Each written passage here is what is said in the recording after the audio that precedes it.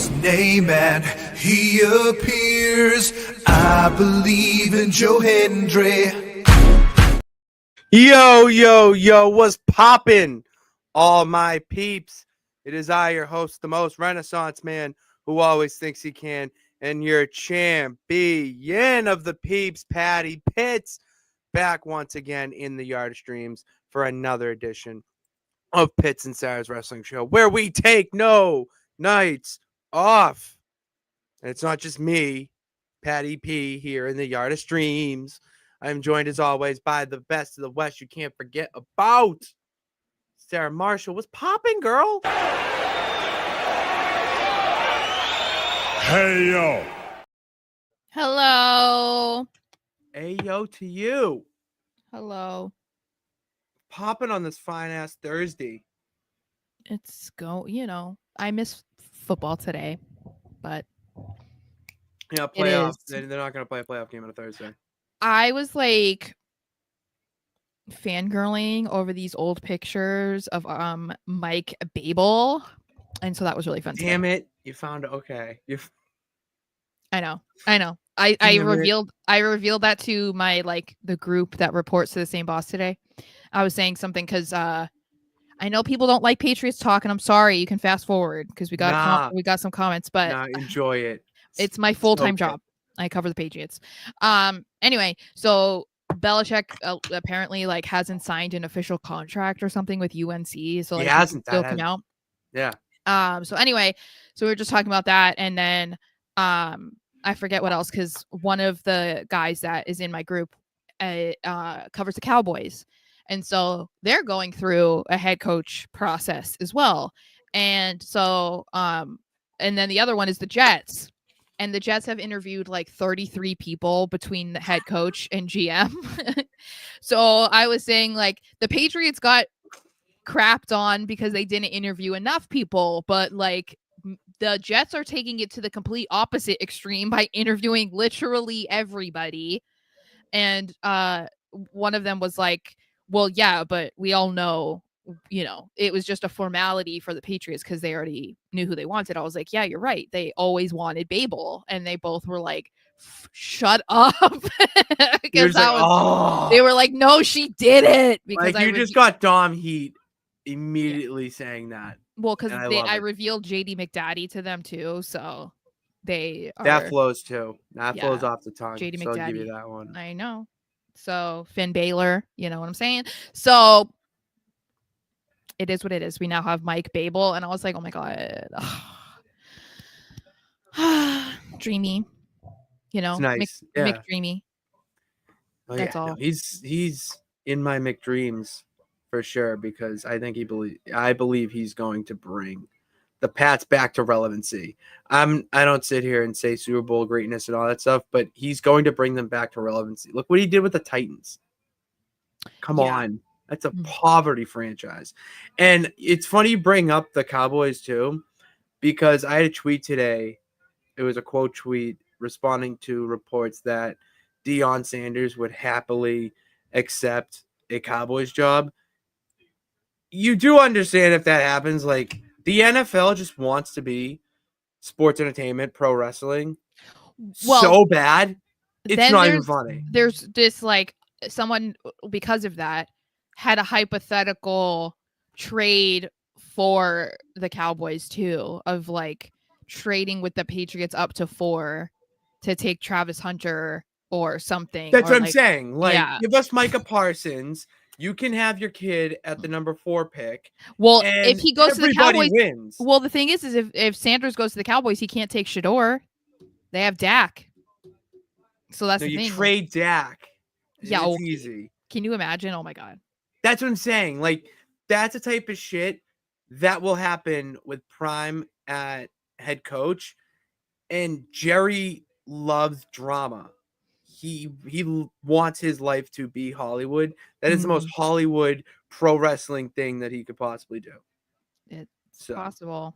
That's how we segue here back to wrestling. Because Sara, pro wrestling's everywhere. I don't want to. I had this thought the other day because my mom watches soap operas, General Hospital every day, religiously, and I had the like epiphany that like soap operas like that is basically just wrestling minus the matches. Well, yeah. Like, you get a backstage brawl when like one woman finds out that her best friend was sleeping with her husband. And Dude, there I you used to go. be hooked on Days of Our Lives when I was like 12. Yes. That's right because before. I was sick, and so I didn't Oh, get you do? to go to much of sixth grade. So Neither. I only That's went to funny. sixth grade for a couple weeks in like March. Wait, the But- whole year? Yeah. Well, I was dying, so Oh, that's right. That's different. yeah. Oh, Yeah, that. I was in a coma. No, I remember. No, you've told me that, but I'm saying I thought you meant like I had like a stomach bug into like the No. flu. Like No. my vision of you was very tame. Oh Like, yeah, no, it very was that PG-13. year. It was that year. Like my first day of school, I Oh was my God. was rushed to the hospital and then emergency surgery and in a coma for 6 We days. had a kid similar to your situation in my religion class in high school. And the professor, it was there was no Mr. Skipper. It was, you called him Skip. And the kid probably showed up to a combined month of school for the year. And he obviously couldn't go to school, whatever, but every time he came into the class, like he felt like he was he was a kid again. You know, he's living Yeah. normal life. Yeah. And the teacher, like Skip, made him feel so welcome. Like it's that type of thing you don't forget. And it's like, wow, like it's pretty cool. It's That pretty was cool he me. made Yeah, it because feel. they had like clothespins. So like if someone was absent or when you were there, you would move your clothespin that you were there. So like my clothespin was always on the Always opposite on the side. opposite So like side. all of the girls were like always waiting for when I was gonna come to school. And I don't think I came in until March. And then I was only there for a couple weeks because I just got sick again. Jeez. Yeah, I even went to school with a PICC line in my chest. Like that was how sick I was, but I wanted to go to school. So, but anyway, yeah. So, I'm glad you're here, Sarah. All right, I'm very glad you're here. thank you. I gotta talk wrestling with somebody, and Yeah. sometimes I love you, Peeps, but you're just not enough. All right, you're not enough. You need the best of the West. Let's hear from the Peeps, though. Great, very happy for you with the John Cena picture, and happy you're here, Sarah, Sophia. Nathaniel, would you guys want Rock Logan Paul at WrestleMania Absolutely not. in a video game? Yeah, on 2K. Yeah, in 2K, that'd be awesome. I would watch that as I go to sleep. Lakers and Cavs. It is going to be finals. Relax. Yeah. Ayo to the bad guy. I saw this before. I saw this comment before we went live, and I actually LOL'd. So good job, Nathaniel. Cope is hope. I think we need to get that trending. Cope is hope. Cope is I hope. also saw Cope Nope. Cope Nope is my actual stance on Adam Copeland changing his ring name to Cope. Yeah, just nope. But Cope is hope is too funny to not have go trending. David was popping to you. Who's this? I can't read. Fletch. You're just Fletch? From a holic. I was not good at writing cursive or That's even reading it. Cursive. That's not even fully What do cursive. you mean that's not cursive? It's not. That's not a cursive F. What are you talking? That's not a cursive F. I mean, it's script. Sure. So you can but just anyways, we'll just call you Fletch. How about that? Fletch.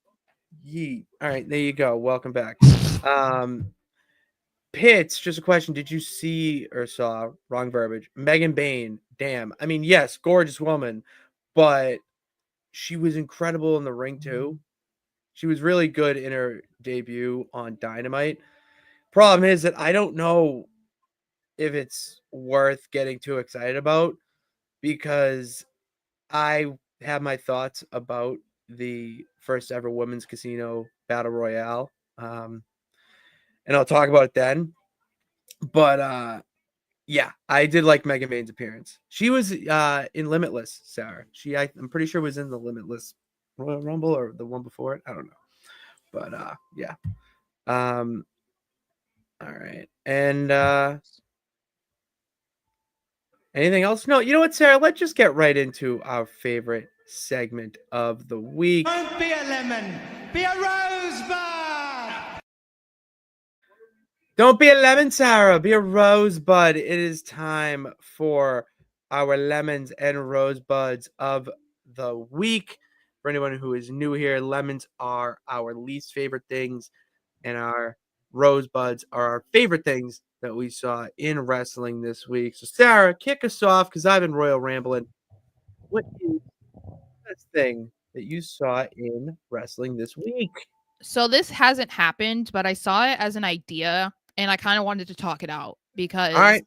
I was intrigued. So this is something I saw on Twitter based on what we saw with Liv Morgan, Dominic Mysterio, the Judgment Day on Raw, and not even just that, but everything that has gotten us to this point over like the last month, especially, you know, the building tension within Judgment Day, Finn and Liv bickering and whatever. And so I saw someone say or suggest that something that would be really interesting would be the recreation of Trish Stratus and Chris Jericho, and Trish turning on Jericho for Christian.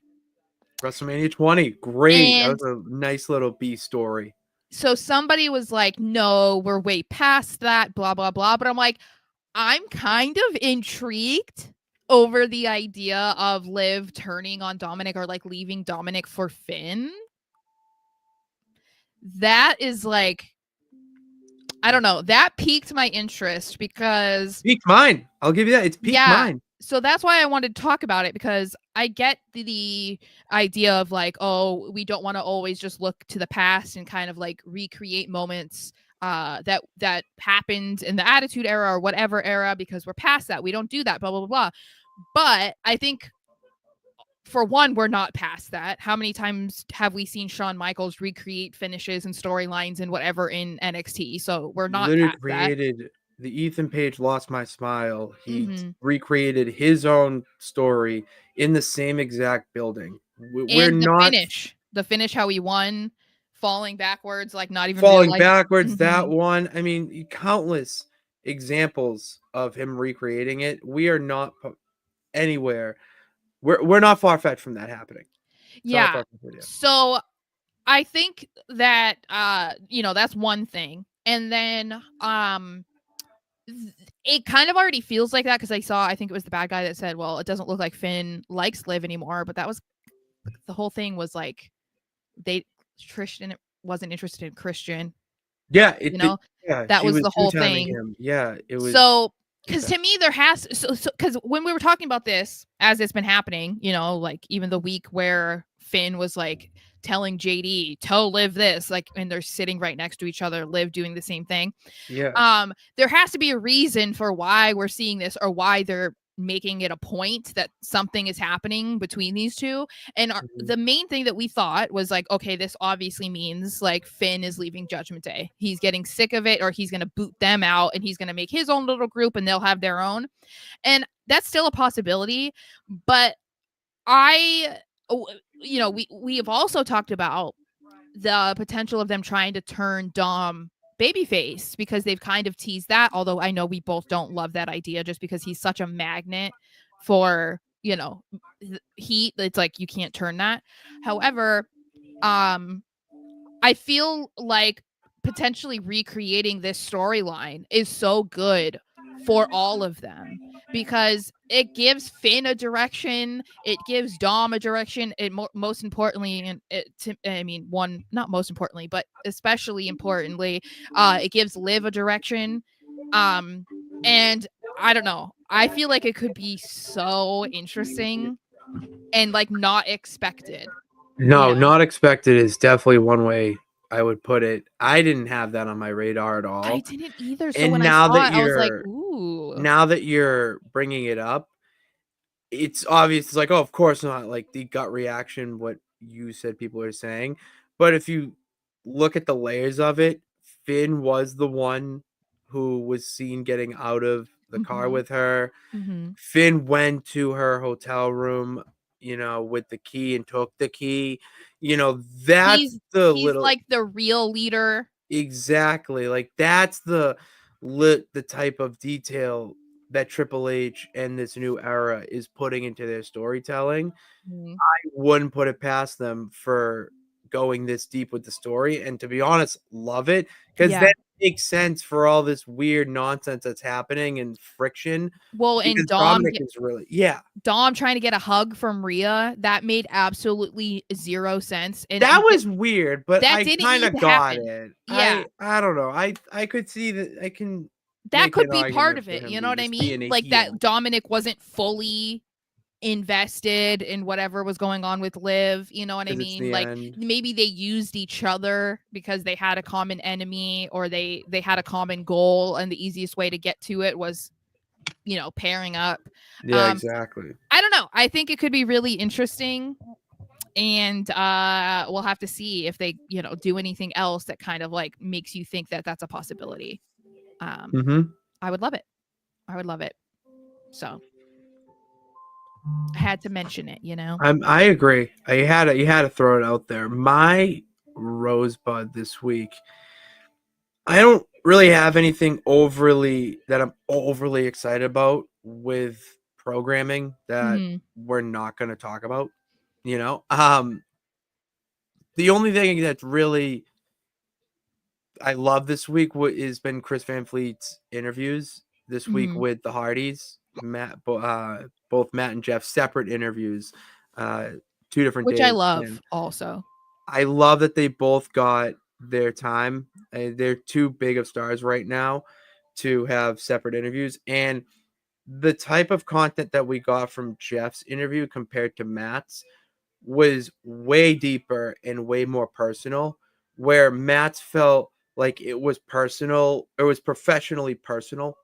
If that Mhm. makes sense, like the Well, love for the industry, are you gonna wrestle till you can't anymore? Where Jeff was a lot of questions about his sobriety and his, mhm. journey on that and different incidents that happened and, really going into Jeff Hardy, the person. And I love that because you could see that he's a changed person. You can see the change and the difference and, the answer. I don't know. I thought it was a very good interview. And then Matt's was awesome because I just love Matt Hardy's mind for the industry. That's why I love the Extreme Life podcast that Alba does with him. So Mhm. you'll learn more by that type of content in the wrestling world. And if you want to take your fandom to the next level, that's the type of shit that you should be doing when it's not on programming. I also like to listen to or watch interviews with people who have been around for a long time. Like, they have such a different perspective, I feel like, on the business than somebody who's only been doing it for a couple years. Mm-hmm. And because I'm an older fan, so I've watched a lot of those people, like the Mm-hmm. older school people. We've talked about it. I tend to have like more of an old school brain when it comes to You like have a very old school brain. how I like to watch wrestling or how I like things to go. And so I always find those types of interviews with like the Hardys or people older, an older generation, the things that they have to say and what they went through and how much it's changed. It's so much more fascinating than, like, no disrespect to people who have only been doing it for a handful of years, but like it's No, so but different in the era of social media, it's than so than it different. was in the 90s and the, early 2000s. Like, and it's not even just like because of social media, it's like the business is so much different, everything is run so different, and their perspective is, like, I don't know, far more intriguing, and I feel a lot more from them. I I've sat up here how many times and just like regurgitated things that Scott Hall has said, like, Yeah, exactly. and it's like, because I take Someone what they have to say to heart. Yeah, and a person like The Undertaker and the 6 Feet Under podcast that he does, yeah, it's an older mind, so you could, in that instance, in most circumstances, you're gonna have a very narrow narrow tunnel of thought, but his knowledge and his experience in the business and his mind for the new generation, he may Mhm. not be into the flippy shit, but he understands its place Yeah. in the industry right now.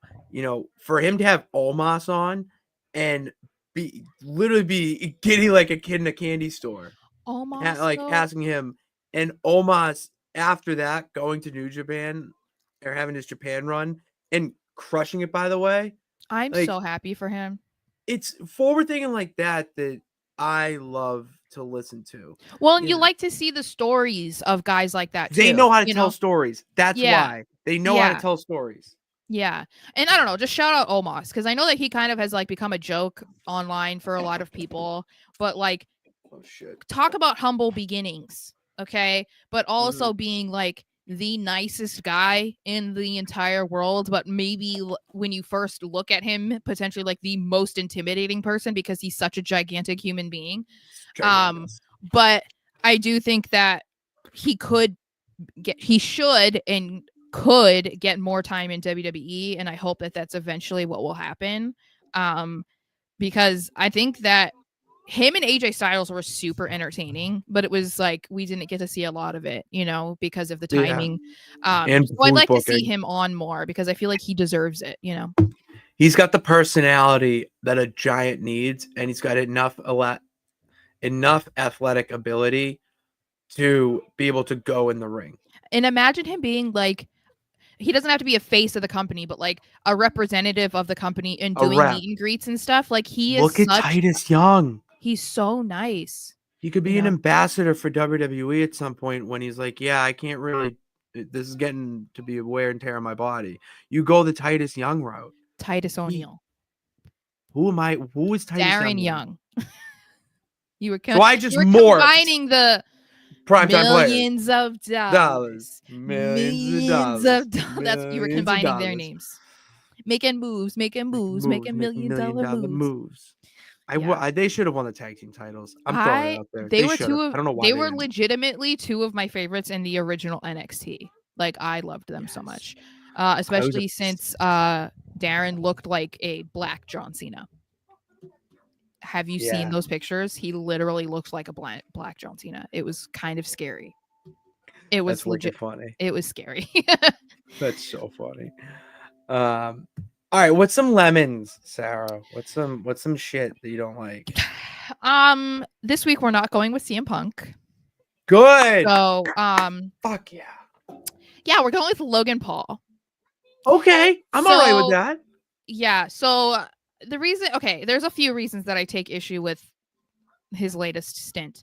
And that is because one reason is due to him just like inserting himself into these situations, and it's like we don't need to do this. And what I'm talking about is Bad Bunny did an interview, said that he wants to get back in WWE, wants to have another match, blah blah blah, right?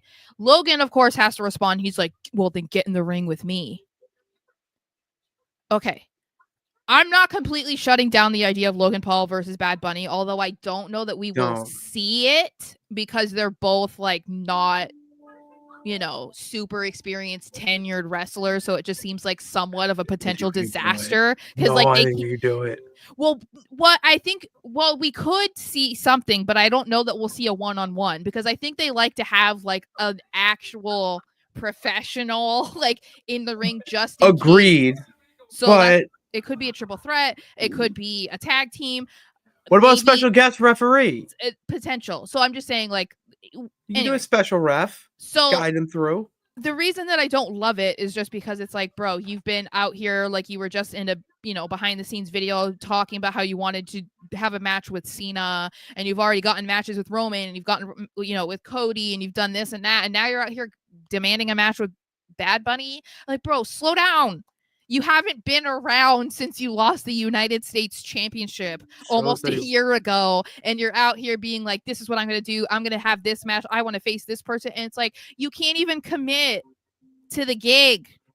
and you're already talking about how you want this and this and that. No.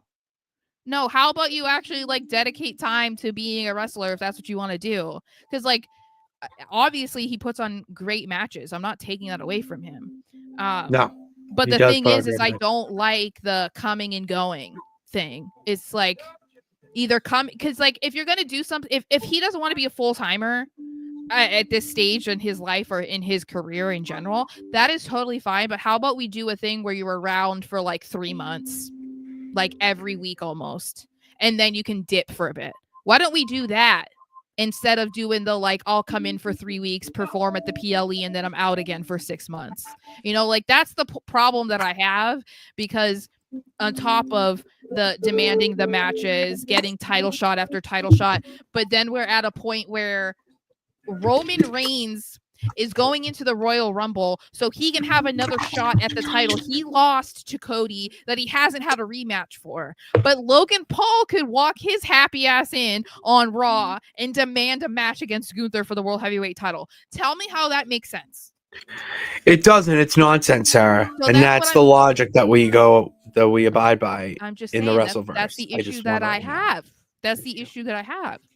So, yeah. What I was not dancing. What are you talking about? When was I dancing? I didn't see no baile. I didn't see you dance. I wasn't dancing. And I used to be on a dance team, so don't come for my dancing. Okay. Like dancing, like spirit dance. Were you like a Spirit Squad person? I was on a hip hop dance team, and I performed at the hip hop championships in LA, brothers. So in LA, like yes, we traveled from Washington State to LA. Oh, okay. And performed at the hip hop World Hip Hop Championships. So that sounds like a side quest. I'm sorry, that's incredible. It kind of was. It was like my Barbie moment where it was like I kind of went off and did that for a little bit, and then I moved on to other things. But yeah, I was like 14, 15. That's incredible. Yeah. That's incredible. Yeah. He's also asking. I can't sing, by the way. No, I cannot. I cannot sing. Okay. My lemon. What is my lemon this week? I don't know. Oh yeah, I kind of mentioned it already. It's with AEW, along with the other things that are going on. But the real issue I had with AEW this week was the Casino Gauntlet Battle Royal for the women's one. Yeah. I mean, one issue being that it was for a shot at Mariah May's title at Grand Slam in Australia, which is not even a PLE or a pay-per-view that they're doing. It's just a regular cable television show. That's a whole other issue that I have with AEW, but that just is a cherry on top. The biggest issue I had with the match was it felt so quick. It just felt too quick. It didn't feel as important as the men's one has had before. Does that really surprise you? Megan Bain was the only big name, I would say name that isn't on Dynamite Weekly or even AEW Weekly. I would have liked to see Deonna Purrazzo get in there because she's working on something on Collision with the Virtuosa and the Vendetta. It would have been good cross promotion to get people to maybe watch Collision, what she's doing there. Or even the face of the women's division on Collision, Thunder Rosa. She hasn't been on Dynamite at all. People are asking if she even is still wrestling. Yeah. And she's just doing it on Collision every week. It just, the important names were in there. And I will give them a thumbs up to have them have Harley Cameron in the match. Because what she's doing, it's too good that even they can't fuck it up by just putting her on television. That was my only plus. I mean, for the winner to be Toni Storm, that doesn't upset me because it felt obvious. Well, yeah. What she's doing right now is too good. And if what I predicted comes true. Can you remind me what you predicted? that she's going to get bumped in the head and her Oh, amnesia. yes. Yeah. Yes. Okay, we had that. Okay, I want to make sure I remembered that.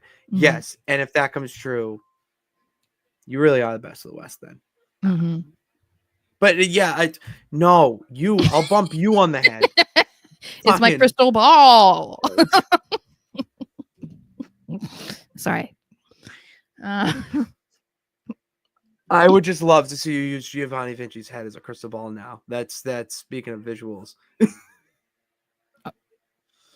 What do you see?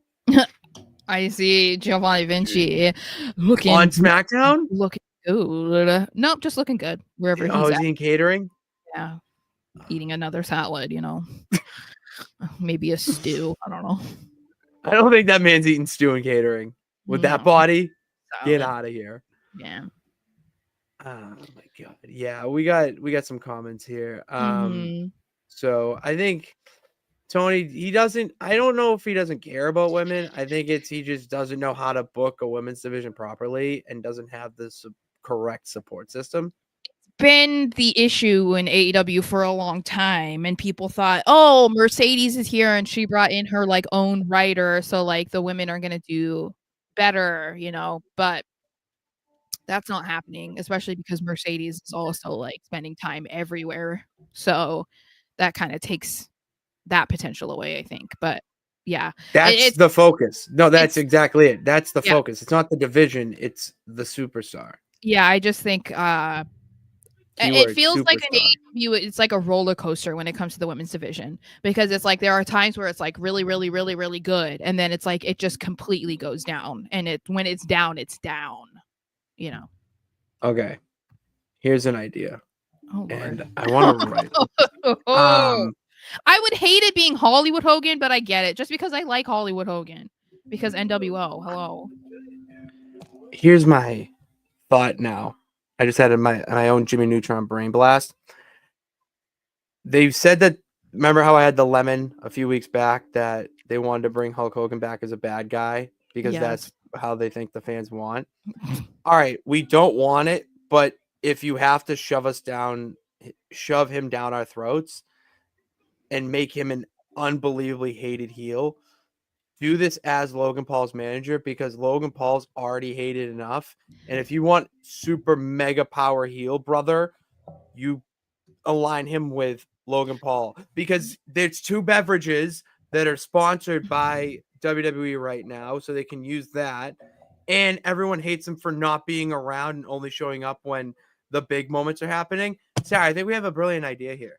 The irony in this, though, is like anytime that they've ever brought back the NWO, they've been cheered. I think you're focusing too much on Hollywood Hogan. I think he meant Hulk Hogan. No, I think he means probably bringing him Hollywood, because then we could say like Logan is Hollywood, like.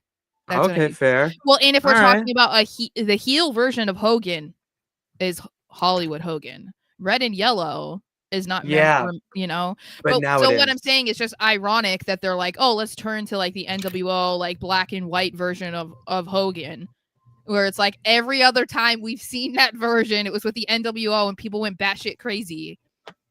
But whatever. I literally missed seeing the NWO by like 1 week. They were like in Seattle for like a reunion thing, and I was like, are you fucking kidding me? It was such a depressing time. I think this Royal Rumble will have a show stealing return. Interesting. Like who?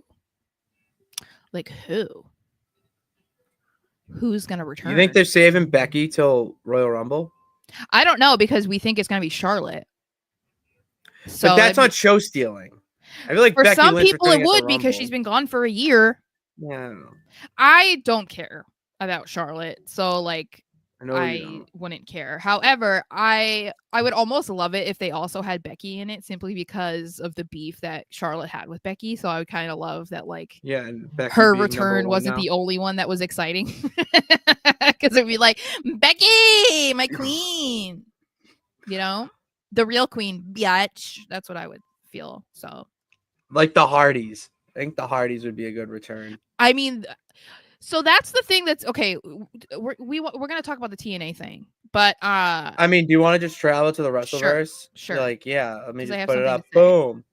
there it is. We'll talk about this first because it's, I think, the biggest breaking news that happened today, that TNA and WWE have announced a multi-year partnership that would allow both promotions' talents to appear on their weekly programming along with premium live events.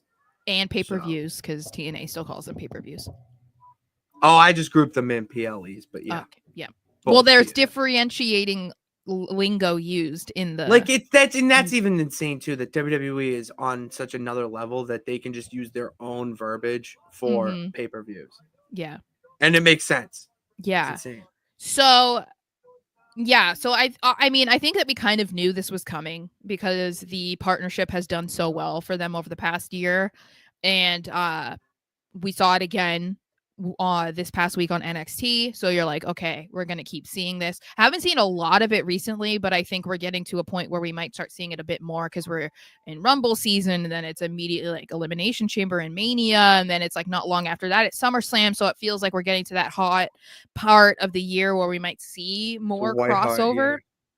But what I do think is interesting is that this does seem like it is still very much with NXT and not necessarily Raw and SmackDown. But I do wonder if they're going to cross that line a bit, because you assume, I mean, I think for the most part, everybody has been assuming that when we're talking about the Royal Rumble, that we're going to get people like we got Jordan Grace last year. Everyone thinks, and I mean, I will be disappointed if it doesn't happen, that we're going to get a Joe Hendry entrance at the Rumble.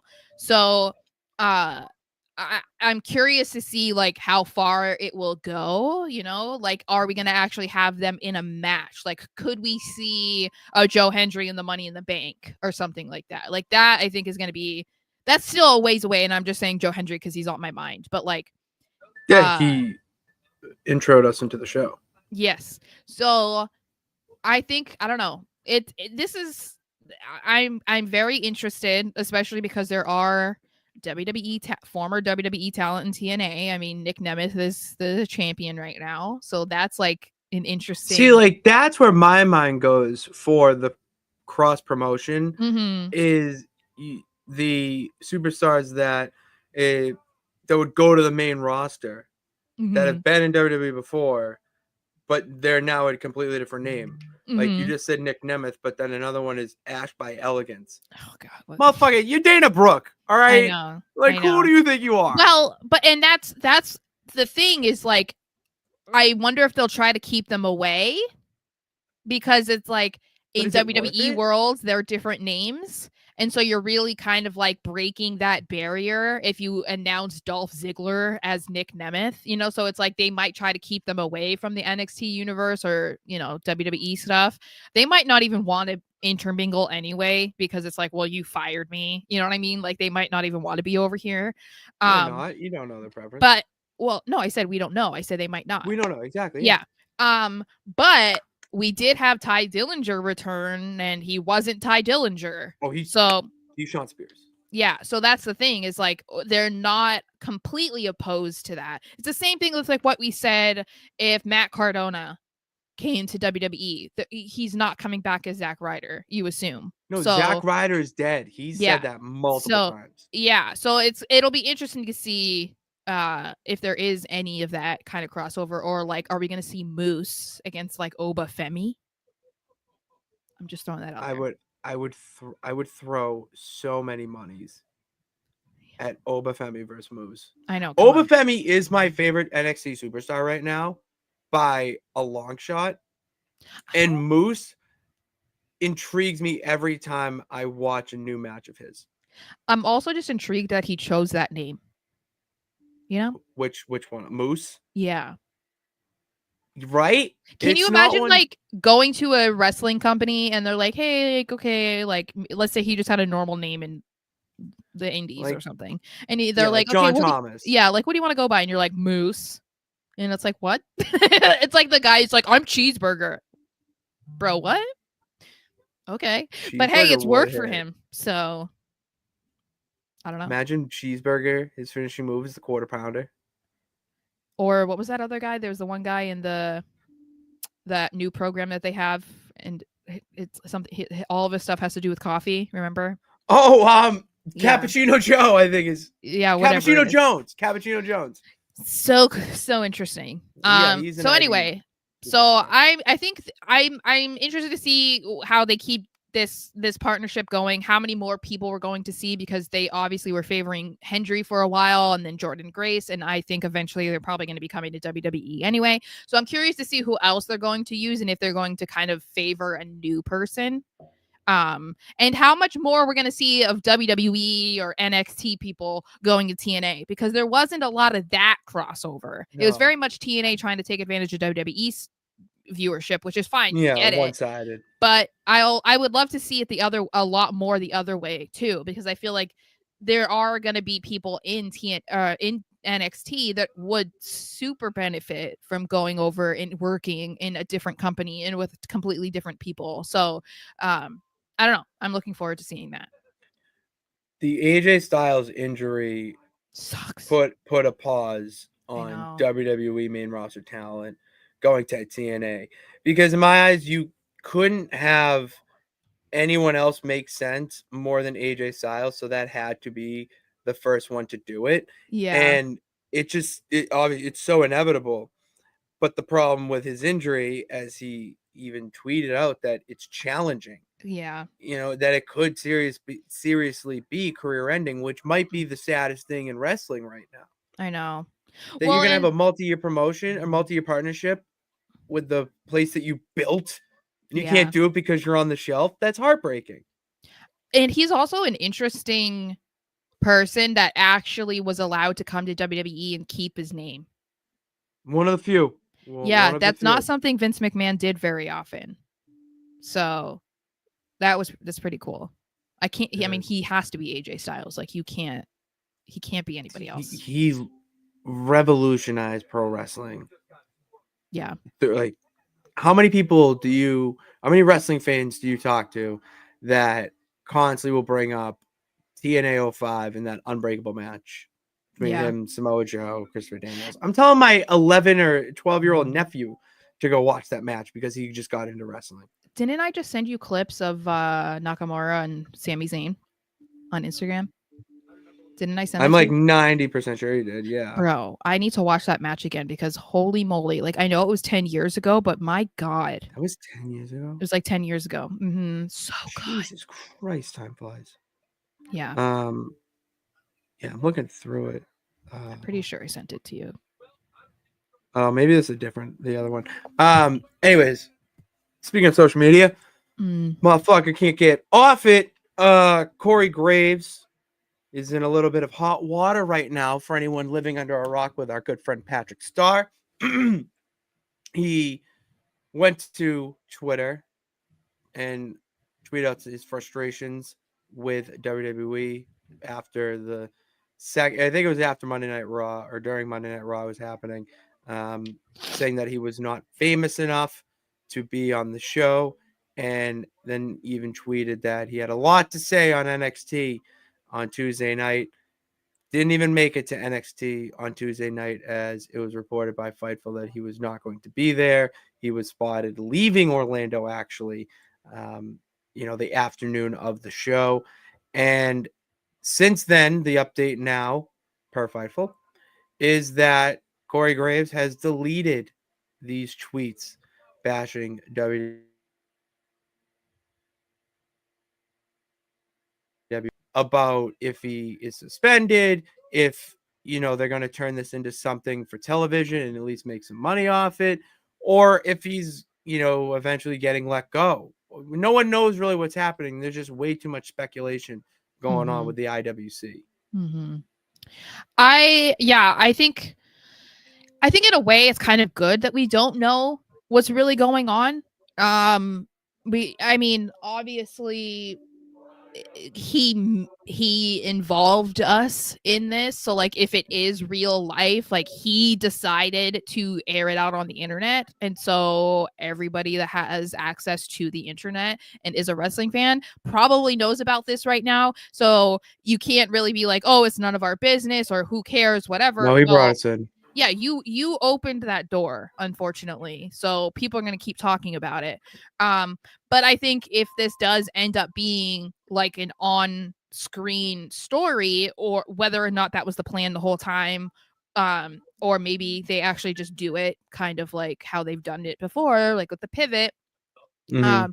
I think it does make it a little bit more intriguing if that's the case, because we are sitting here and speculating about what's real, what's not, whatever.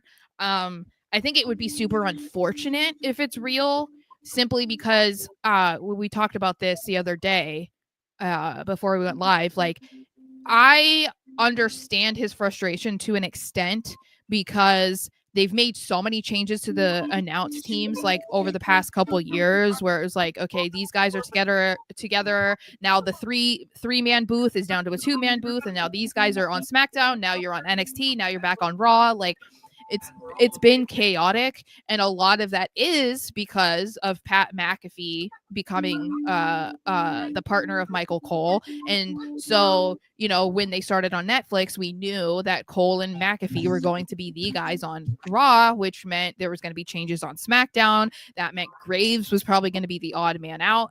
So, like, from that angle, like, I get his frustration, but on the other side, he knew that was what was going to happen from the beginning. Like, you knew that you were just trying to accommodate the absence of McAfee during the football season. But also, as I talked to you about, like, when he had to retire because of his injury, Triple H was one of the leading forces, from what we know, to keep him around and get him in another role so that he could still be around wrestling because he loved it so much. So, like, Triple H was a big voice in getting him to be a commentator. So it's really hard for me to believe his side of, like, oh yeah, they're just like, they don't care about you, or you're not that good, or like they're just going to put you down in NXT Agreed. as if it's like a punishment. Like, something doesn't add up to me.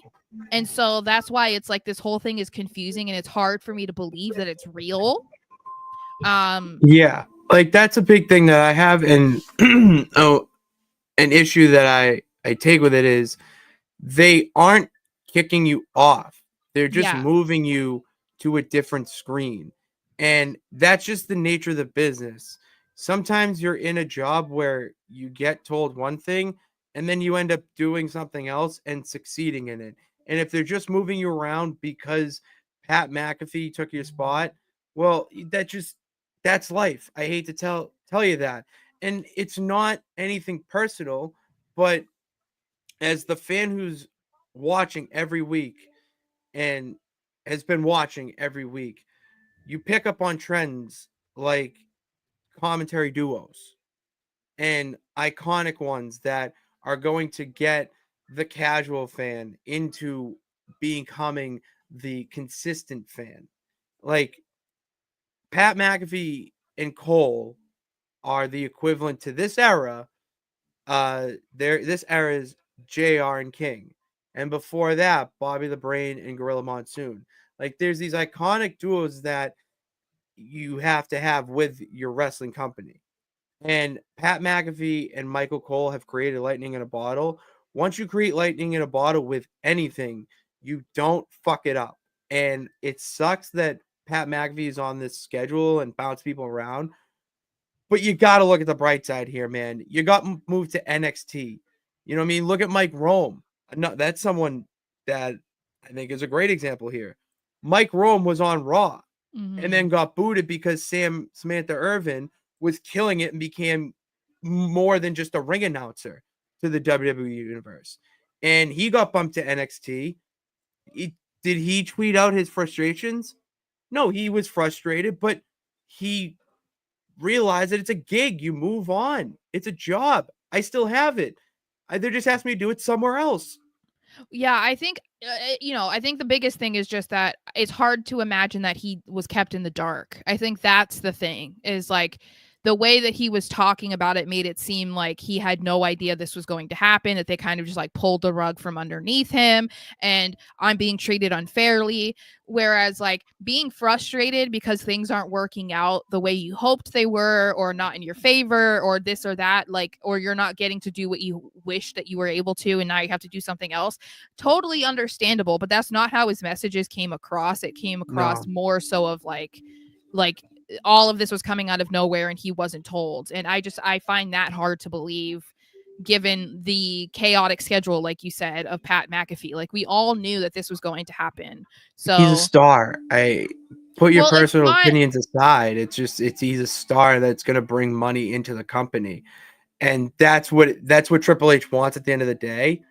And I would say the general public of the WWE universe, they want to see Pat McAfee saying his immature comments, like how Jerry the King Lawler used to call women's breast puppies. You know what I mean? It's immature and stupid, but it has a role.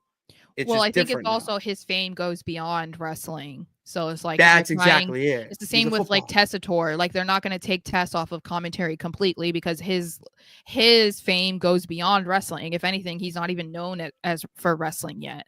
So yeah, he's what Mike Adamle should have been. Yeah, he's better. So Joe Tessitore, do you think he knows who Jeff Harvey is? God, dark times. Dark times. He was even a GM. That's crazy. Yeah, I kind of like how we do stick with one company first. All right, let's stick with one company. And I want to bring this because I saw it, and it's funny that this headline is coming out now because you and I had a conversation about this. I think minutes after during what's her face's induction. I think we were like, yeah, this needs to change because it was the arena was empty. No one was there. It was just, yeah. Well, not even just that. This was the first time that we had experienced a WWE Hall of Fame in person. It was WrestleMania 40. Cool, and I mean, other than obviously we were kind of confused why they would have Heyman go first because he was the headliner. So it was like, okay, people are leaving. Like, you're asking people to leave if you have him first. But we understood to an extent because it was like, if you want people to be here for his induction, then you have to do it first, because if you leave until last, they probably won't. It was a TV induction, not an actual live event, if you catch my drift. So that was weird, but then the arena clearing after Heyman, and then it was just the what chants and stuff as other people were talking. It's just so rude. And the thing is, though, is that's nothing new. I've been saying for so long that WWE fans should not be a part of the Hall of Fame. I've been saying it for so many years. Like, I get it. It's great that they can be there and cheer on these legends and whatever, but 9 times out of 10 they do something so disrespectful at least one time during the ceremony, and that just rubs me the wrong way, because then it's like you're not taking it seriously, you're making everybody look bad. And this WrestleMania 40 just felt like the latest example of that. They didn't say anything necessarily about not letting fans attend anymore. They were talking about more so maybe not having it go on after the Go Home SmackDown and having it be a separate event again, which I think that's okay, but I still think they should question if the fans should go. Absolutely. It should be treated similarly to a Golden Globes, Oscars, Emmys type of award show where if you want to make it important and feel important, you should have the audience members not only be the superstars, the legends, whatnot, but like behind the scenes people, like legends from the past. You don't have to worry about starting chants and exactly, people that have made somewhat of a footprint on the industry or are currently trying to make their own footprint. And, we're fans. We got, like, I don't really count us as fans. We're in that gray area right now because of obvious reasons. But like for us to be there, we appreciated it. You know what I mean? Like Yeah.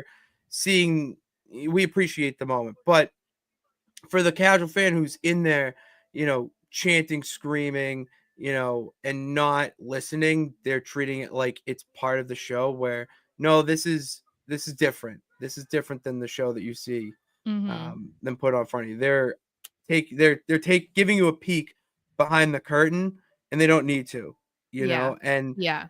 you should appreciate that and not be disrespectful towards it. I think it's like unless fans can somehow prove that they'll just be normal human beings, then they should take it away. Because like I get it. Like I would love whenever John Cena is inducted, like I want to be able to go. But if I can't because other people take it away from me because they just can't act like a decent human, then it's like, okay, I can understand. You know what I mean? But when you're yelling what at people who don't, who speak broken English and stuff like that, like that's when I draw the line and I'm like, all right, guys, like this is out of line. There's no reason for you to be acting this way. It's like such a bad look. So yeah. I would like to see some changes. Sara, rate Pentas WWE debut 1 to 10.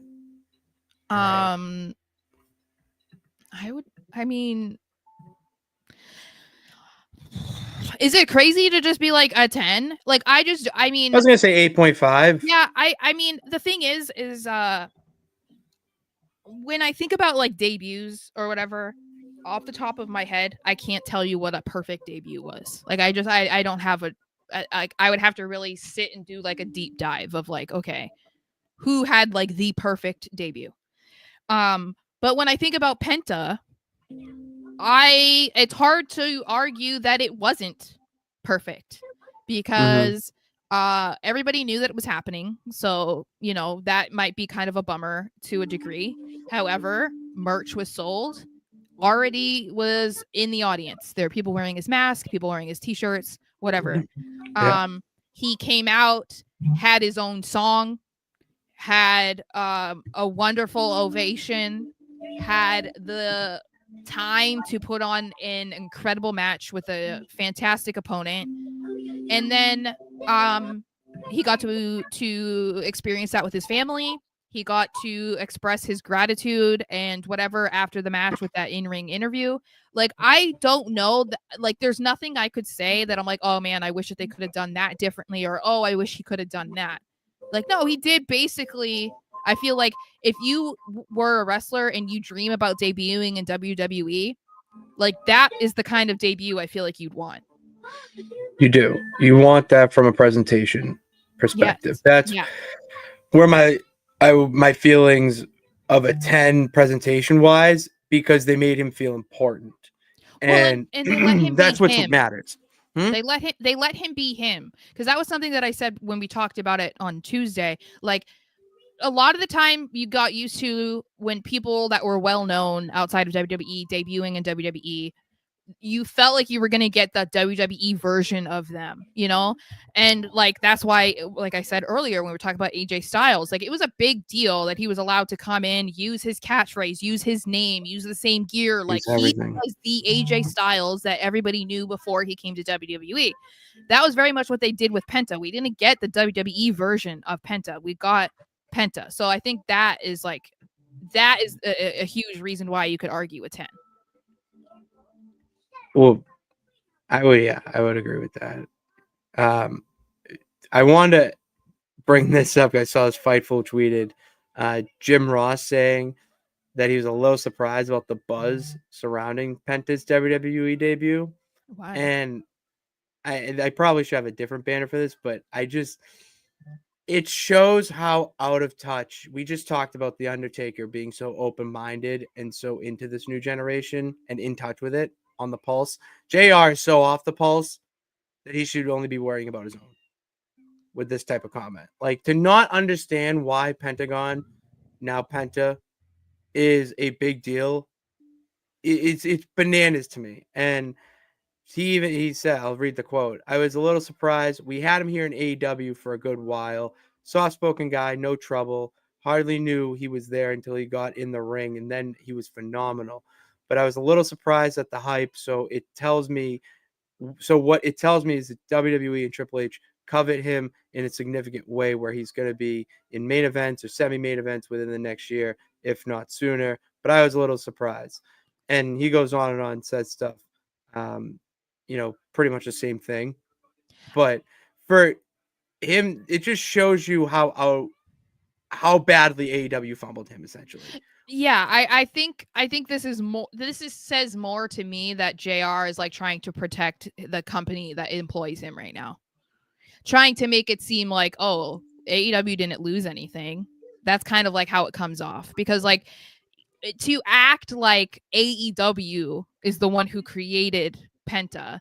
And like, oh yeah, well, he didn't really do that much here, so like, why would anybody care about him going to WWE? Like, that is like, okay, you don't know about his career outside of AEW or why. It's like, because the thing is Penta's not a spring chicken. Bro is 39. Like, this isn't a guy that like, it's not like MJF who like nobody knew before he went to AEW. Yeah, he was indies. Yeah, and he became a huge guy in AEW. No, this is a dude that's been wrestling for a long ass time, and grinding. There's a reason why people are excited when he went to AEW. So what's the difference? How is a couple years make that much of a difference that you can't comprehend why people would be excited? That doesn't make any sense. He's so different from other luchadors. I watch a lot of luchador matches thanks to MLW, and majority of them are the same with their own special flair. Penta's so different. Like, so different his presentation. The Cero Miedo. Mm-hmm. The fact that WWE fans in unison chanted that. And it didn't take like a cue. Mm-hmm. Well, I mean, he has it in his song, but still, it was like the first thing that his song says. They knew when he did. When that's he what I'm saying. does this, and then he goes right in the face. They knew that was coming. Yeah, that's why I said WWE. Any other luchador. That's why I said WWE fans are not as like ignorant to people outside of the company the way that they used to be, because that very easily could have been completely silent when he came out, and it wasn't, or when he did it during the match, or when he did it after the match. Like, people could have not said anything, but people knew. So that's why, in a way, it's like you could say, okay, people knowing that it was going to be him debuting wasn't a bad idea, because like they were excited, they were hyped. People who maybe wanted to see Penta purposely bought tickets to go see that. So yeah, JR is just being silly old man.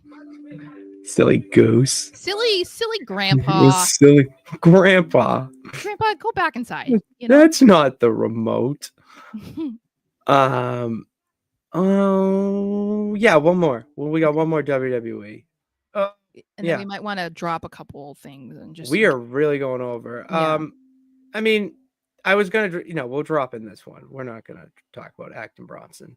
Do you really care that he found that AEW backstage was weird?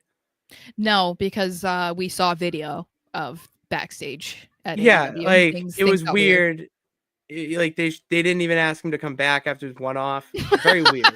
No, yeah, it's not the most professional company. It's not just the internet that says that, so that kind of thing. Just like, no, they didn't follow up. Like, no, like, hey, thank you for doing this. Would you like to come back? Yeah, growing company. Am I shocked? No. This is the same company who, the owner came out and said he feared for his life from CM Punk. Okay. Do I think that they run this thing professionally? No. They released the footage of CM Punk choking out Jungle Boy. Are we? Sara, they are treating the Boom, Big Justice, and AJ, Big Boom, more better than their own wrestlers. Yeah. So what their is own happening? women's division. Yeah. Gets less time. Yeah. Than Big Boom, AJ. The Rizzler had a main event over over the women's. The Rizzler division. had a pay-per-view match over Jamie Hayter. Yeah. I don't like this. All right. And I like AEW. I think I like wrestlers in AEW. I think it's what I've learned. that I like. That's what I've been trying to like tell you. Like, they have talent. Like, that's the thing, is like I can't hate on AEW from a talent perspective or match perspective, because clearly the talent is there, and a lot of them, if AEW didn't exist or they were fired tomorrow, would be great in WWE. But when we're talking about Tony Khan, the jokes write themselves if he didn't already put it on Twitter. You know what I'm saying? So that's why it's like really hard to like take AEW seriously as a collective, because of like the same things and like the most ridiculous things that come out about the company and what's going on behind the scenes, or this idea or that. It's like, oh brother, man, like it's embarrassing. So especially this shit. Mm. Malachi Black potentially being destined for WWE after all the reports out right now of him being frustrated. You've had wrestlers backstage say that they said that he mentioned to him that he's burnt out, might call it a career, all this stuff. And maybe that's it. Maybe he just needs to go away for a little bit, find himself and reset, recharge the batteries, Mm-hmm. and then not go back to AEW, because you don't go back to the toxicity. Yeah, I think the reason that he ended up leaving WWE was because he wasn't being put on TV. They had nothing for him. Like it just wasn't working out. So as far as I know, as far as we were told, and obviously we don't know the real story, it didn't seem like it was like a bad breakup with WWE to think like, oh, if he left AEW to take time off, he wouldn't go back to WWE. No, I mean, anything is possible if CM Punk comes back to WWE. Okay, to me, it's like you can't rule anything out. Or Jesse Ventura. I think Jesse Ventura is crazier than CM Punk. Yeah, because it had been like 40 years. Like 40 years. It actually went to court. Like it was bad in the media. Yeah. Punk was just bad in the wrestling world. Like anything is fucking possible. I still think that I think taking some time off would be good, but I also feel like if he wants to come back to WWE, he needs to have like lengthy conversations. Because I just saw another person, I think it was Eric Bischoff, who might have said it, that he would be concerned about him going back to WWE because he's not sure about where he would fit in or like what his place would be. And that's exactly what I was just saying when we talked about this last week, where it's like, WWE is so stacked in talent right now from top to bottom that like inserting another guy like this, who obviously is very interesting looking, can be an interesting character, good in the ring. He's not American. He can do the job. He can do the job. But like, if he's going to come in and be this like dark, mysterious kind of like Karrion Kross, Wyatt Sixy kind of character, I do wonder like if that limits him. Because we don't see the Wyatt Six on TV every week. We don't see Karrion Kross on TV every week. A lot of those types of like darker characters are not used a lot. And if he's going to get pigeonholed into being like that kind of guy, then I'm like, I wonder if you'd be setting yourself up for like the same frustration that you're dealing with already, or what you dealt with your last time you were here. So that's the thing, is like, I would think he would really, first of all, if he's trying to, potentially consider retiring or something, then I think he should definitely consider that, because obviously like wrestling is brutal on your body. And if he has any sort of thoughts of like, I might need a break, or maybe it's time to hang it up for good, then by all means, like seriously consider that. But if he wants to consider like actually continuing his career and maybe going back to WWE, I do think there needs to be like a transparent conversation with him, because I would hate for them to sell him this big idea and dream of like what it could be for him if he comes back, and then that's not what happens again. That would be, and I don't even have any feelings about Malachi Black, but I would just hate for that to happen to anybody. You know what I mean? Like, it didn't happen to Cody and it didn't happen to CM Punk, but that's because of who they are, Exactly. So like, I only really want it back in WWE from the human standpoint. so that he would see his wife more. He could maybe Right. travel with her and whatnot. Well, Like, that's literally my only stance on it, because yeah, you're right. The roster's too stacked, so I can't make a good wrestling opinion about it. well, the good thing is WWE aren't doing like house shows until like March. So Yeah, Zelina is They're not. basically like traveling to Raw and going home for a week. yeah, So and then just doing media stuff where he Yeah. could go if he was not doing anything and stuff. Yeah, Mhm. I like Yeah. that. All right. I do need to bring this up because Okay. a lot of people were saying that this is their lemon in the chat. Don't worry, I read the chat. Oh, they They're were saying it's okay. their lemon Okay. of the week, and I don't completely disagree with them, but it's not the Death Rider's fault, Sarah. It's Okay. not. And it's because of booking. It's because of the talent that they're given. The problem with the Death Riders is that they are the overpowering force. They really are the ultra villain.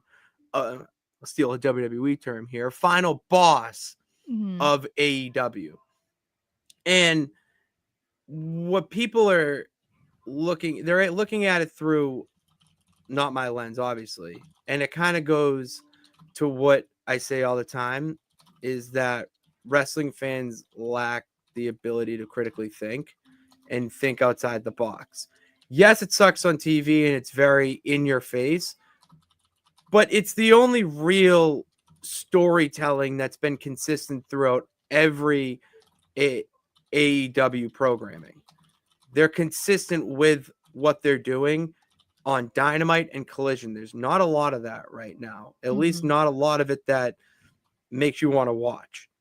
And they're trying to build themselves up as the takeover, because AEW is in a shit position. And Moxley, I wanted to read the quotes. I saw this. Where is it? Get my messages. Shit. Was it before? Oh yeah. Where is it? I just sent it to you. This is awkward. Did you Where text is it? me? No, it's you in the DM. Oh. Here it is. It was right above when I got bamboozled by the Penta Walk meme. Okay, so Moxley said that John Moxley said this to Yahoo Sports. He states that they're building something sustainable for the future that they can take pride in AEW. Said we're building. It's about a lot more than what happens in the ring. Building something sustainable for the future that we can take pride in.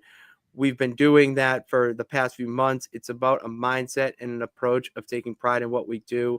Everybody's a good wrestler in AEW. I don't know if there's ever been a roster assembled with this many purely great in-ring, great pro wrestlers. Key word there, Sarah, is pro wrestlers.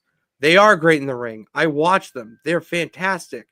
But that's about it. They don't have the character work or that makes you want to believe in them more than just in the ring. You don't want to go out and buy their merch like WWE fans do to Penta. You know what I Mhm. mean? With what Moxley's doing is what he's building is the mindset. It's coming from behind the scenes into on screen, where the Death Riders come into AEW, do their job, kick ass, and leave. And he is basically saying that he wants to carry that over into the mindset for AEW, everyone, that everyone should have that mindset. And it's just there's no big baby faces that could be like to save the day. They had Hobbs, and to be honest, they took him out. Yes, they protected him by the finish, but still, that was your best chance right now. And I just don't. It's going to be boring, but it's good. I hate to tell you, but sometimes good villain work can be boring. Yeah, I think that they just have to be careful about like how much they talk about what they're trying to do, or like how much they're hyping it up, because people are going to expect that. And if you don't give it to them entirely, or you don't give it to them in a timely manner, they're going to start complaining. So like, I admire what he's saying and how he wants, this to kind of like revolutionize AEW, and he would like for this to kind of extend to everybody, like this attitude to extend to everybody in the locker room, and kind of be a leader in that way. Like, that's great, but you also have to be careful with how much you're sharing with the public, because fans take everything that you say and they will run with it. And in a lot of cases, they take it literally. So if you're out here saying, oh, we're going to be the saviors of AEW, this and this and that, we're going to do this, and then you don't do it, or you don't deliver it in the way that you sold it, or like I said, you don't do it in the time that people think you should be, then you're going to run into a bigger issue with the fans. So that's why it's like, because this isn't the first time that Moxley has come out and said something like this. He was saying stuff like this before, even the Death Riders. He's PR. He's doing double duty as champion and PR. Well, but even before the Death Riders thing came out, he had come out, and when he talked about, like AEW is where he wants to be, because people were like, are you going to go back to WWE? Blah, blah, blah. Like, he's very much sold the idea of AEW and like wanting to be a foundational piece of a face. Like, he wants to be the guy to make them like a bigger company and to be taken more seriously, whatever. So like, this isn't the first time he's said that. It's just like, you have to be careful, as I said, because in the age of social media, you can't escape things that you have said before, and then if you don't deliver on it, like, you're going to hear about it. So the fact that people are already acting as if it's disappointing is not great. So you can only hope that they can try and figure something out to like get the fans engaged again. Yeah. Receipts are not deleted. Yeah, Sarah, they're not in the on the social internet. media era. They are fortunately not. Yeah. That was a long trip around the Wrestleverse, but there's a lot of shit to talk about. Yeah. It's good shit. Sarah, it's good shit. Not all shit is bad shit. Sometimes shit is good shit. That sounds like a PG-13 Dr. Seuss. Oh, I'm in a silly mood. Let's hear. You know what? Never give up. I'm gonna make a callback to a comment we had about the Royal Rumble earlier. Show stealing return. This is it. Yeah, I saw somebody mention something about her on Twitter the other day about, I forget what, that they said something about how like whatever Punk is doing, like how to involve her coming back, and I'm like, I don't know what you're talking about. Like, I don't know, because the thing is I don't want to see. I am somebody who, I will say it, and I'm sure there are some people who might agree with me, but probably more people won't. I don't want to see the CM Punk and AJ Lee versus Seth Rollins and Becky Lynch. I don't want to see it, because I don't like. It's. I want to see other stuff. It's corny. It's like, I don't want to see real life couples versus real life couples because you guys think that's funny or cute or whatever. Like, what if you were at a live show, like a live event? I feel like that's a match for a live event to get the crowd on their feet. Like, it's not one you put on screen. It's one that you get. Well, but this is the thing, is like, I don't know that AJ really wants to come back to wrestling. That's the thing. Like, she's made it pretty clear that she doesn't really want to. So I feel that if she does make some sort of return, it's going to be a one-off. I think we'll get her maybe in a Royal Rumble aspect, but that's it. I do think, again, WWE is going to have to really figure that out, because a lot of fans are going to think if she's back, even if it's in a Rumble return, that somehow that means that she's going to be back for good. So they're going to have to try and make that very clear that that's not the case. We wouldn't get this. That would be fine too, I guess. But like, I would more so want to see AJ versus Roxanne, simply because I know how much Roxanne loves her. Then I want to see couple versus couple. It's just overdone. I don't care. I don't need to see this, like, we all know that they're married. Okay. Like, the lines aren't blurred anymore. We get it. It's like when they were shoving down Edge and Beth, Miz and Maurice. It's like, all right, we get it. It's like, I don't care about it. I don't need, like, when I've thought about, like, you want to see Seth versus Punk. Like we already saw it, but it's like if it was a trilogy or whatever, you want to see more of that. But I've Mhm. never sat here and been like, oh, I really want to see AJ Lee versus Becky Lynch. Like that has never piqued my interest, and I don't think anyone else has ever really felt that way either. But it does when they talk about doing couple versus couple. That's the only reason why they want to see it. And I think it's more so about like, Yeah, oh, if good we're gonna bring question. AJ back, obviously you pair her with Punk. So if Mhm. she's going to be involved, then you got to involve Becky. And it's like, you don't really want to see that, though. You're just trying to figure out a way to make it work, you know? You are. They are. Yeah, and I just don't care. So. All right. Well, I don't either. So, I want to see a Royal Rumble. That's it. 1, 2, 3, count. Time to wrap up the show. We'll start with 20 questions. I feel like it's time to give TNA. Let's celebrate TNA today, partnering with WWE. Oh my God, I'm going to be so bad at this. Oh, I have written down Okay. names that I think you would tell me because I come so unprepared. I already have my answer, and you know this person, so I'll give you Okay, that. It's so can we obscure, just- but you know them. Can we just do like I guess just because of time? Fine. Because I need to eat. That's fine. Okay, is it a man or a woman? Man, Did he ever go to WWE? no. Was he ever in WWE? No. Okay, because that's a different question. That is a different question. Was he ever TNA champion? No. Did he wrestle in the era of AJ Styles? Yes. It's not AJ Styles, right? It's not AJ Styles. That's too obvious, Sarah. Did he have long hair? No, and to speed up the process, he wore a mask. Homicide. No. Suicide. That's who you meant, and no. Homicide was a wrestler too. He didn't wear a mask. Oh, he didn't? Oh. No, Okay. Homicide didn't wear a mask. Oh, Suicide wore a mask. Okay. Suicide. He wore a mask. Oh, Abyss. No, good guess though, but no. Oh shoot. Are you sure that I know this person? I'm like 90% sure you know this person. It's not a serious wrestler, if that helps. Oh Lord. Okay, so he was never champion. Ooh. Okay, so you don't. So he wore a mask that covered his hair, so you don't know if he had like. No, he was no Okay. idea.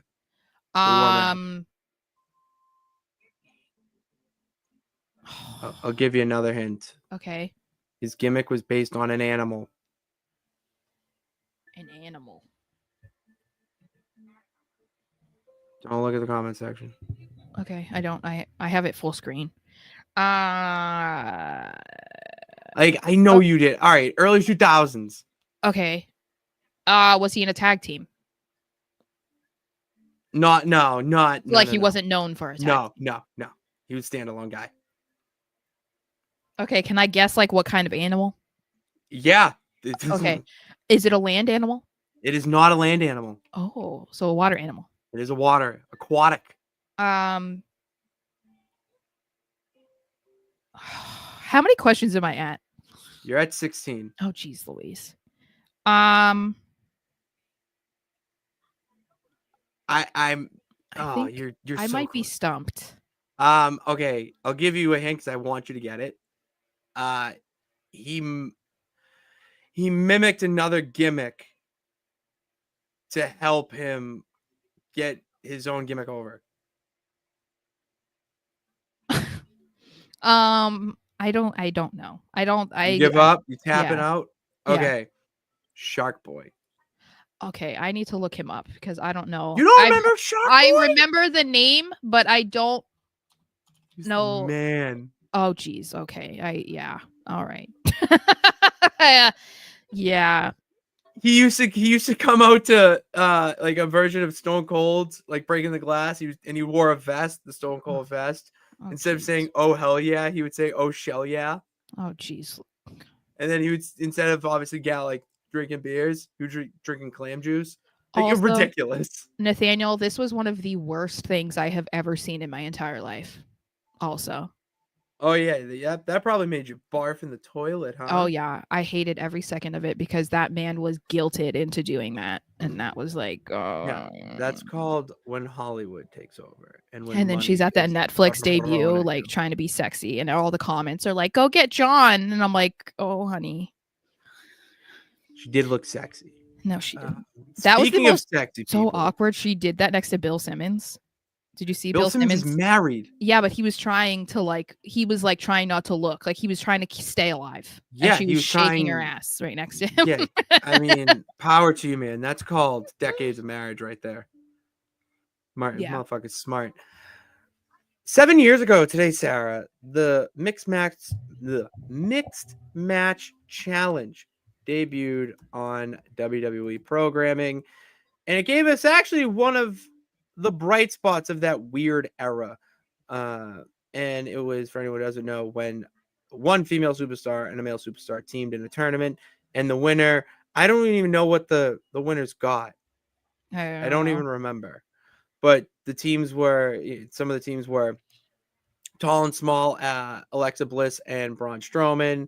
We had AJ Styles and Charlotte Flair, Naomi and Jimmy Uso. Wasn't Bobby Roode also partner with Charlotte?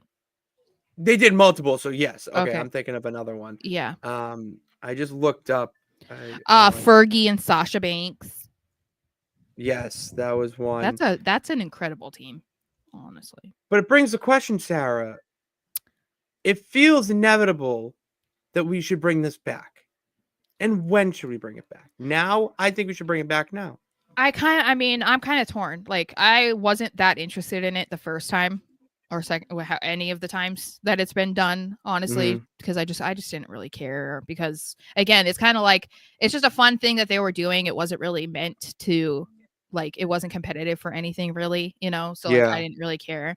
You think you didn't care? Oh, okay. Sorry. I was just gonna say, I don't know that I really care about it coming back this time. Like, yeah, sure, I guess if it's fun, but I also feel like it's not something that I think needs to be on Raw or SmackDown. It feels like this is something that they would do like Speed, like the Speed Championship. And to me, then it's as like, they should. But I feel like, but then what's the point? You know what I mean? If like the vast majority of people can't even see it, then what's the point? Like, people already make fun of the Speed stuff, so.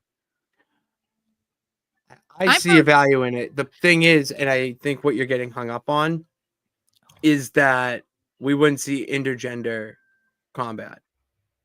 Where in this generation, I feel that if they were to bring it back, we would see like Dirty Dom taking on Rhea.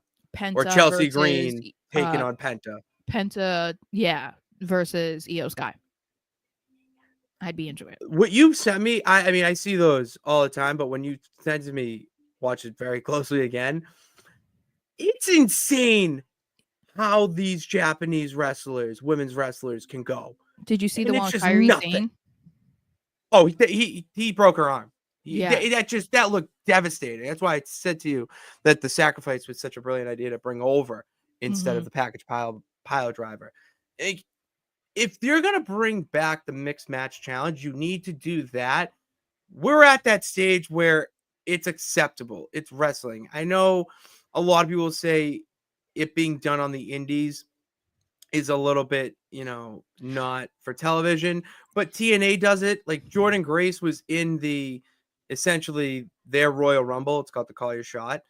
She was in that and won it and did her finishing move in the men's.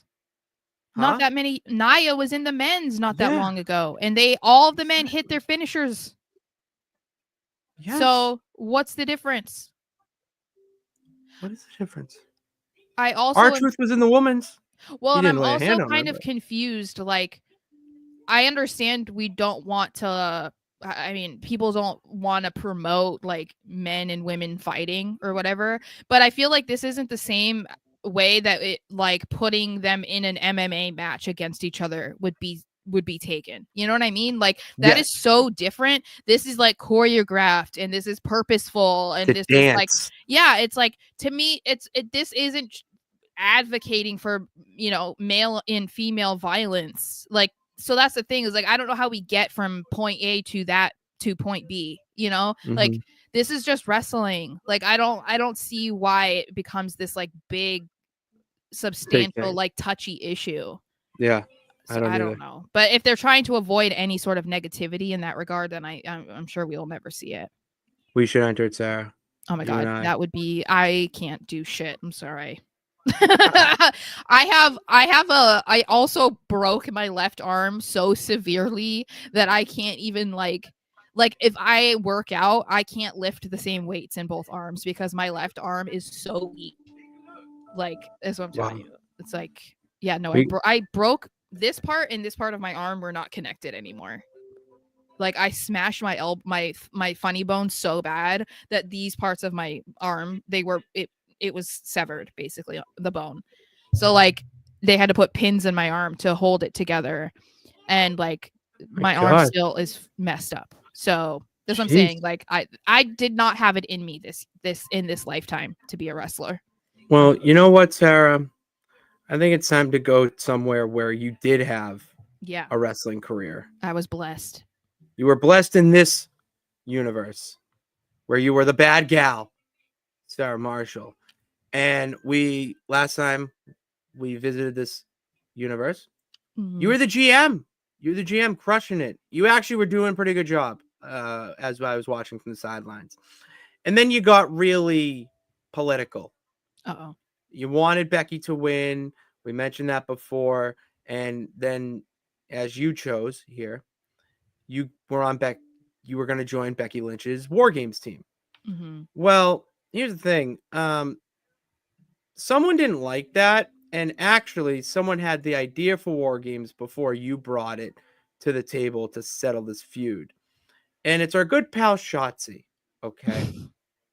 Shotzi was not happy with the War Games match. By the way, you won.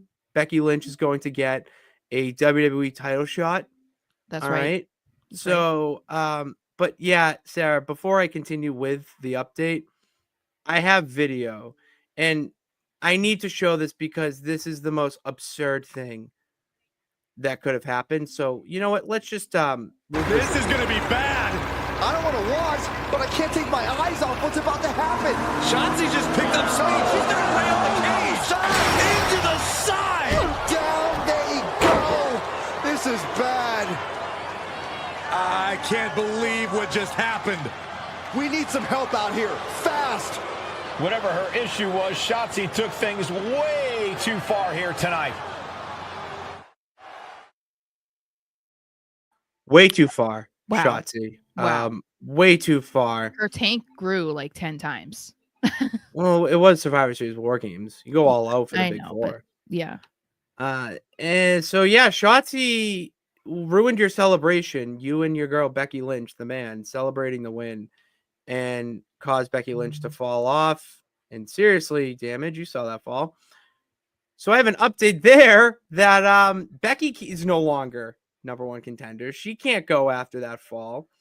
And you're fired from being GM. Oh. You got fired, Sarah. But have no fear. William Regal is here.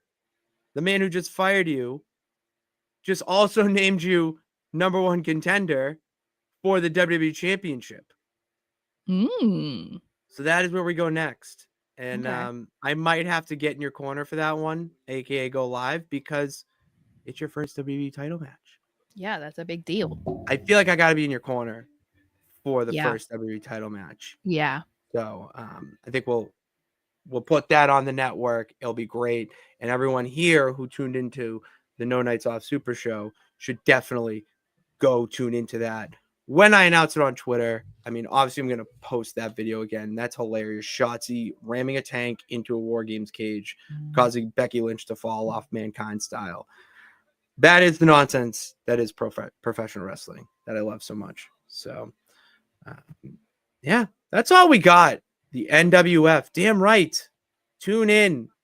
New shit's happening with the NWF in 2K25. I'm making it. It's a goal this year. We're getting the bad gal. I mean, BRG, my guy. Someone made him his caw, so I downloaded him. Hopefully they'll do it again. Put him in the universe mode. And I might even have to bring in my guy. My own superstar. Who knows? Who is it? You got to find out. thank you for tuning in to this edition of No Nights Off. Make sure you hit that subscribe button and bell notification every time we go live. Hit a like on the live too. I always forget to say that, but hit a like. And go follow us on all the social media platforms down below. Links in the description. And see where we post videos on January 20th. So yeah, that's all we got. Thank you guys for tuning in. God bless. Remember that you could do it. All you got to do is try. We'll see you on Saturday. The SmackDown Breakdown. Peace.